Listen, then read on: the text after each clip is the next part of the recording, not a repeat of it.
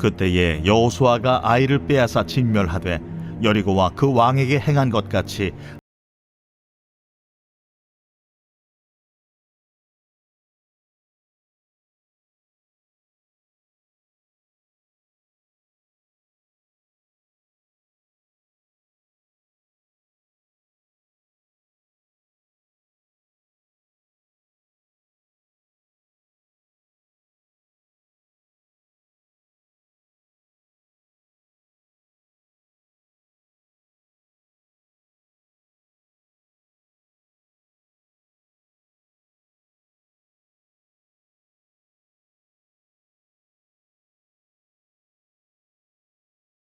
왕과 야르뭇 왕과 라기스 왕과 에글론 왕이 함께 모여 자기들의 모든 군대를 거느리고 올라와 기브온에 대진하고 싸우니라.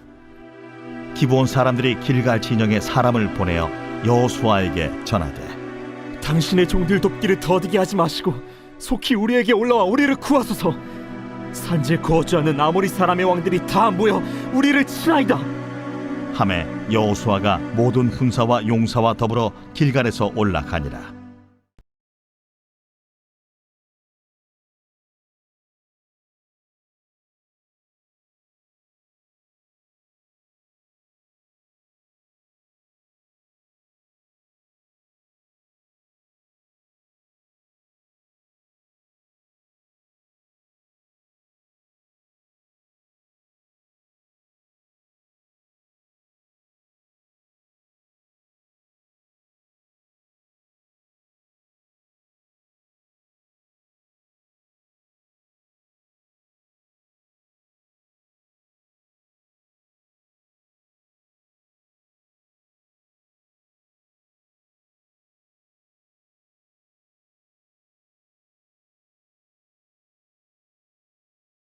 여호와께서 아모리 사람을 이스라엘 자손에게 넘겨주시던 날에 여호수아가 여호와께 아뢰어 이스라엘의 목전에서 이르되 태양아, 너는 기브온 위에 머무르라.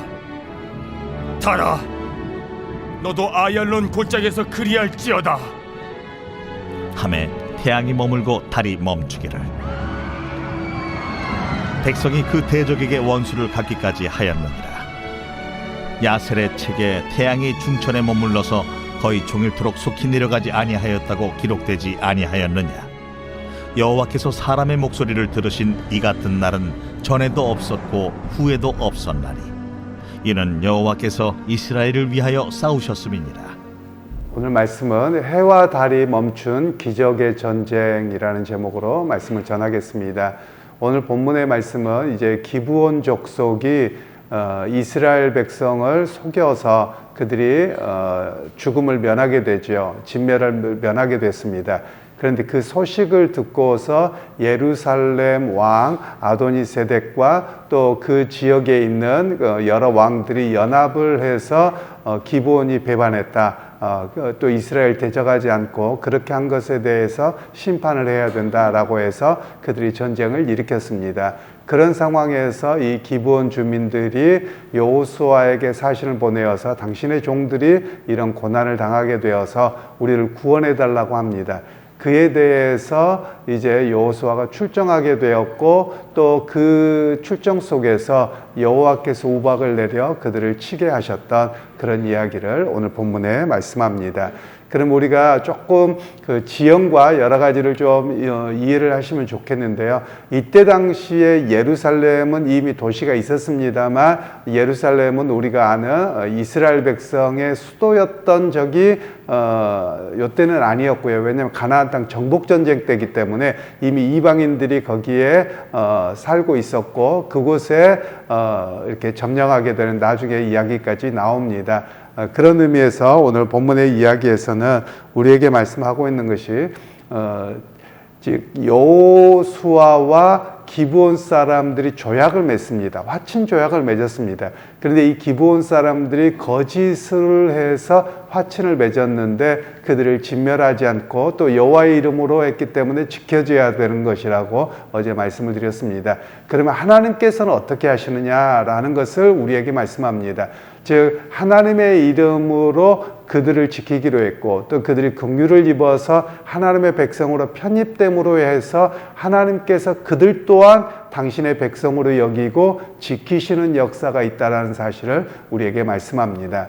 우리가 종종 한국 교회가 조금 실수하는 또는 실수라고 하기보다도 잘못 이해하는 경향이 많이 있습니다. 그게 뭐냐면 이스라엘 백성과 우리를 동일시하는 겁니다. 그래서 자꾸만 선민의식으로 빠지거든요. 그런데 이것은 올바른 해석이 아닙니다. 왜 그러냐면 우리는 이스라엘 백성이나 유대인이 아니고요. 우리는 이방인입니다. 우리가 이방인인데 하나님의 은혜 안으로 예수 그리스도를 통해서 또 사도 바울과 그 외의 수많은 이들의 선교 작업을 통해서 우리가 하나님의 백성으로 편입된 것이지 우리가 본류가 아니라는 사실을 기억할 필요가 있습니다. 그래서 우리가 항상 해야 될 일은 뭐냐면 우리 같은 사람들을 이렇게 은혜를 베푸셔서 당신의 백성으로 삼으셨습니다. 이 고백이 매번 있어야만 하는 것이죠. 우리가 자칫하면 당연히 나는 예수 믿었고 또 저 모태신앙이고 그러니까 선민의식으로 간다라는 것은 오히려 교만함으로 나가게 되죠. 실제로 이스라엘 백성들도 선민의식이 너무 컸습니다.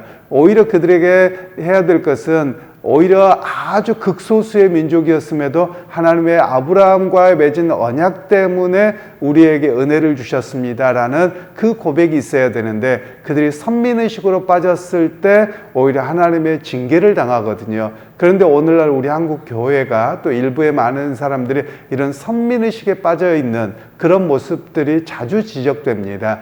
그래서 우리가 해야 될 일들은 매번 어떤 고백이냐, 내가 당연한 구원을 받는 것이 아니라 내가 이방인이요 죽을 수밖에 없는 죄인임에도 불구하고 하나님의 은혜로 내가 구원을 받게 되었습니다. 그래서 그 구원의 은혜를 항상 잊지 않아야 됨을 우리에게 먼저 말씀하고 있습니다. 그러면서 이제 두 번째로 생각해야 될 말씀은 이 기브온 족속들의 정체성에 대한 생각입니다. 앞에 방금 말씀드린 것과 연결이 되지만 기브온 사람들이 이스라엘 백성들의 종이 되어서 성전과 그때는 성막이죠. 성막에 나무를 패고 물 깃는 일을 하겠습니다 라고 해서 그들이 종이 되죠. 그러면 이들은 누구냐? 즉 이스라엘의 영내에 거하는 사람들이 됩니다. 그럼 이들 역시 하나님의 백성이라는 정체성으로 세워져 가게 되는 이런 일들이죠. 나중에 이스라엘 백성들이 그 지파의 개념으로 쭉 가다 보면 이들도 12지파 안으로 편입된 사람으로 이해가 되어지는 모습으로 우리가 이해하면 되겠고요. 그리고 이제 여호수아가 전쟁에 참여하게 됩니다. 그런데 그때 하나님께서 우박을 내리시죠. 최근에 지난 주간인가요? 뉴스를 보니까 남미 쪽에 그 우박들이 엄청 내려서 사람들이 다치기도 하고 또 뭐 차량이나 건물이나 부셔지는 이야기가 나오더라고요. 우박이 내리지 않는 지역인데 그렇습니다. 또 중동 지방에 저도 이렇게 글만 봤습니다만 중동 지방에 눈이 내렸다고 하더라고요. 사우디 쪽이었던가 이러는데 거기가 눈이나 우박이 내릴 일이 없거든요. 그런데 우박이 내렸는데 차도 못 다니고 거의 뭐 무릎 정도까지 쌓여 있는 이렇게 사진을 보았습니다. 바로 이런 일들이라고 볼 수 있죠. 이 어찌 보면 이상 기후처럼 보이지만 하나님께서는 그것을 통해서 이 아도니세덱이라고 하는 이 예루살렘 왕과 나머지의 왕들에 대해서 치셨는데 오히려 전쟁을 통해서 그 사람을 칼로 진멸한 것보다도 이 우박에서 맞아 죽은 사람이 훨씬 더 많았다. 그래서 하나님께서 이렇게 자연과 여러 가지를 통해서도 심판하셨던 그런 이야기를 들려주고 있습니다. 그리고 이제 이 일이 있은 후에 전쟁을 직접 하게 됐는데 오늘 여호수아가 그렇게 이야기를 하죠. 해야 기브온 골짜기에 그리고 달아 아얄론 골짜기에 머물러라. 이렇게 해서 시간이 흘러가지 않습니다. 시간이 흘러가지 않고 한참 동안의 전쟁을 해서 그들을 진멸하게 되는 그런 이야기가 오늘 본문에 나옵니다. 그러면 오늘 학자들은 그런 이야기를 종종 합니다. 이게 과학적으로 어느 정도 설명할 수 있는가라는 것을 볼 수 있는데요. 예를 들면 우리가 1년에 365일입니다. 그런데 4년 말에 한 번씩 하루가 부족합니다. 그래서 2월 달이 하루가 부족한 것으로 나오죠. 그래서 이것을 연구하는 학자들이 있습니다. 계산을 해보는데 어떻게 이런 일들이 일어날 수가 있느냐, 왜 부족한가라는 것을 성경에서 찾습니다. 그래서 오늘 이 본문을 통해서 기브온 골짜기와 아얄론 골짜기에서 태양이 가지 않습니다. 그래서 이 시간을 계산하고, 그리고 나중에 히스기야 왕이 그가 죽을 때 되었을 때 하나님 앞에 간절히 기도했을 때 어떻게 해줄까라고 할 때 태양의 해시계가 음영이 뒤로 15도가 물러갑니다. 그래서 요걸 계산해 보았더니 4년에 한 번씩 부족한 날짜가 나오더라, 이렇게 학자들이 계산을 하기도 합니다. 그러면서 오늘 성경에서 이건 이제 그냥 역사적인 그런 어떤 시간 계산에 대한 개념을 조금 설명을 드린 것이고요. 오늘 본문을 통해서는 말씀하고 계시는 게 뭐냐면 기브온과의 언약을, 즉 기브온과 이스라엘의 언약을 하나님이 어떻게 받으셨느냐라는 겁니다. 즉 하나님께서는 그들을 당신의 백성으로 여기셨을 뿐만 아니라 하나님은 어떤 분이십니까? 신실하신 하나님이시라는 겁니다. 그러니까 하나님께서 쟤네들 다 진멸해라고 했지만 당신의 백성이 맺은 언약, 그것에 근거해서 오히려 하나님께서는 이스라엘 백성으로 편입해서 그들을 향해서도 신실하게 지키시고 도우시고 돌보셨던 그 역사를 오늘 성경에서는 말씀을 하고 있습니다. 그래서 오늘 우리에게 이 성경은 한 가지를 말씀합니다. 그게 뭐냐면 하나님은 어떤 분이시냐라는 거예요. 하나님은 신실하신 분이라는 겁니다. 그래서 신실하신 하나님은 어떤 하나님이냐? 신실하다는 말은요, 변함이 없다. 그리고 또 다른 말로는 충성스럽다, 한결같다, 이런 의미를 신실하다고 이야기합니다. 우리나라 순한국말로는 미쁘다라는 말입니다. 그래서 미쁘신 하나님, 그러면 신실하신 하나님. 오히려 우리가 한국어를 쓰지 않다 보니까 순한국말이 아니라 한자어가 더 익숙한 세대가 돼버렸습니다만 미쁘신 하나님이라고 말할 수 있습니다. 그래서 오늘 이 본문을 통해서는 우리는 어떤 사람이 되어야 되느냐라고 말할 때 하나님을 닮아가는 사람이 되어야 됩니다. 하나님이 신실하시기에 우리도 어떤 삶을 살아가야 되느냐? 사람을 향해서도 신실해야 됩니다. 오늘 본문에 보시면 우리가 정황을 살펴보면 그렇습니다. 여호수아와 기브온이 언약을 맺었는데 이스라엘 백성들이 군인들이 아니거든요. 가진 게 아무것도 없습니다. 그런데 구하러 갑니다. 왜 갑니까? 신실한 조약 때문에 갑니다. 마치 어찌 보면 야, 우리도 죽을 줄 모르고 우리도 어쩔 줄 모르는데 니네 죽든지 말든지 이럴 수도 있을 거거든요. 그런데 그들은 이 조약을 할 때 신실하신 하나님 앞에서 맺은 언약이기에 이 신실함을 따라서 자기들의 몫을 다했다라는 겁니다. 그러면 오늘 우리도 마찬가지죠. 하나님과 우리의 언약 관계가 신실하기에, 신실하신 하나님은 우리를 구원하셨기에 우리도 다른 사람을 향해서 어떻게 해야 되느냐? 신실함이 있어야 된다라는 겁니다. 이 신실함이라고 하는 것은요, 자기의 이익의 유불리를 따라서 움직이지 않는 겁니다. 어떤 사람들은 이익의 유불리를 따라서 유리할 것 같으면 하고 안 그럴 것 같으면 빼고, 이건 신실하지 않는 사람입니다. 오늘 이스라엘 백성들이 전쟁에 참여했습니다. 그럼 그들 중에서 축나고 죽고 이런 사람이 없었겠습니까? 있었습니다. 그럼에도 불구하고 언약을 맺었기에, 조약을 맺었기에 그 신실하신 하나님 앞에서 이스라엘 백성들도 신실함으로 그들을 돌보고 그들을 지켰다라는 겁니다. 그래서 오늘 우리가 회복해야 될 일들이 그런 이야기입니다.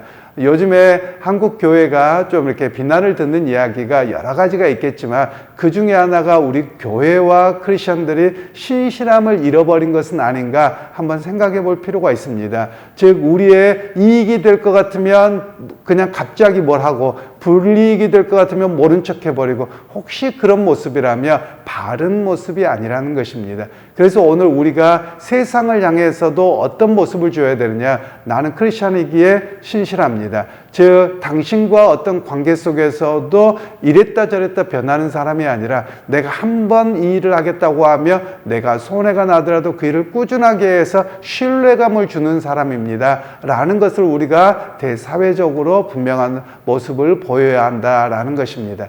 그러기에 여러분, 오늘 우리가 기억하십시다. 하나님은 미쁘신 하나님, 신실하신 하나님, 변함없으신 하나님이십니다. 우리가 그분을 닮아감을 통해서 우리가 교회 안에서만이 아니라 성도의 관계 안에서만이 아니라 세상을 향해서도 그 신실한 모습으로 그리고 신뢰감을 주는 모습으로 오늘 또 살아내는 그런 여러분들이 되기를 소원합니다. 그래서 하나님 앞에서의 신실함이 즉 삶의 자리까지 이어져서 그 삶의 자리에서 하나님의 이름에 영광을 올려드리고 그 신실하신 하나님 앞에 바른 믿음으로 응답하고 승리하는 그런 오늘 하루가 되시기를 주님의 이름으로 축원합니다.